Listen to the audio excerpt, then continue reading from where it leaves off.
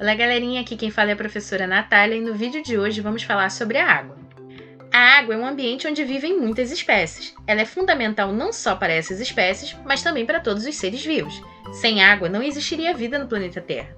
A água pura é insípida, ou seja, sem sabor, inodora, sem cheiro, e incolor, sem cor. Mas será que a água é sempre líquida? Será que ela é sempre pura? Vamos descobrir nesse vídeo. A camada de água no planeta Terra é chamada de hidrosfera e corresponde a cerca de 70% da superfície terrestre.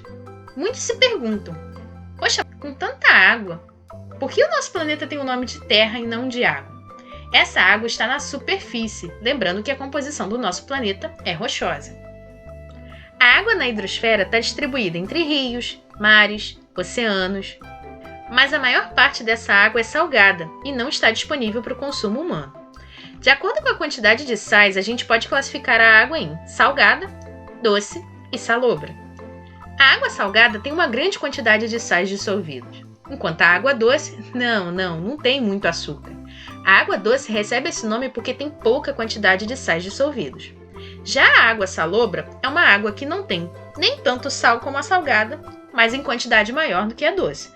Ou seja, ela é uma região de mistura de água doce e salgada, como acontece em manguezais, baías, lagunas. A água própria para o consumo humano é chamada de água potável. A água está presente nos seres vivos em quantidades variadas. Essa taxa de água no corpo vai depender da espécie, da idade e da atividade do ser vivo.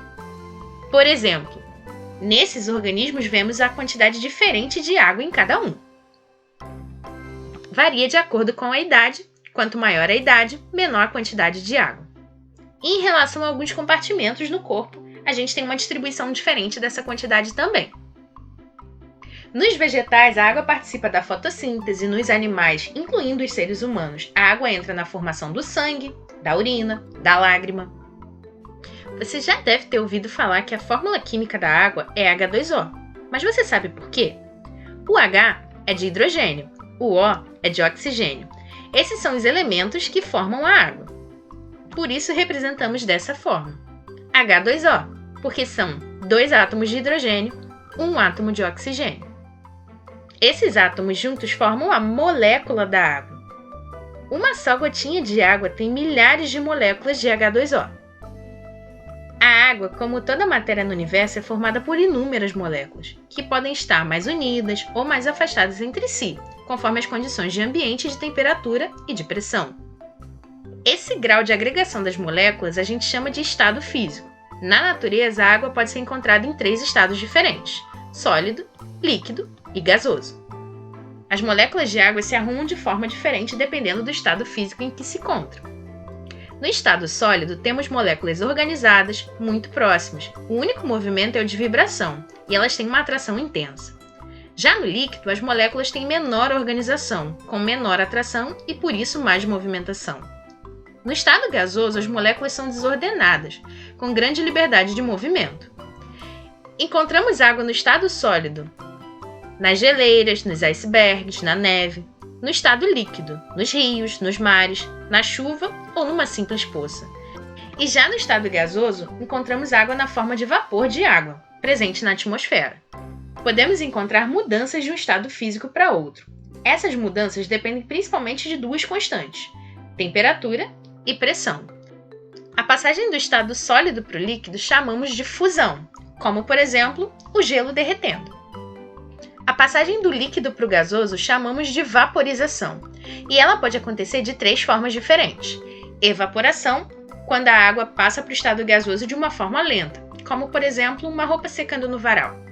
Ebulição, quando ela acontece de uma forma rápida, por exemplo, a água fervendo em uma panela.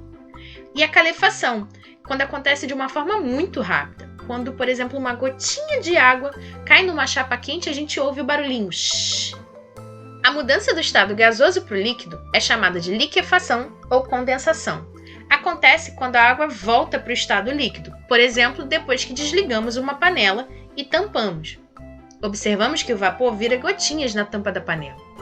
Do líquido para o sólido chamamos de solidificação, quando a gente vai fazer gelo, por exemplo. Fusão e vaporização acontecem com o aumento da temperatura. Já a liquefação e a solidificação acontecem com a diminuição da temperatura. Existe também a passagem direta, do estado sólido para o gasoso ou do gasoso para o sólido. Essa passagem é chamada de sublimação, embora muitos autores chamem a passagem do gasoso para o sólido de ressublimação.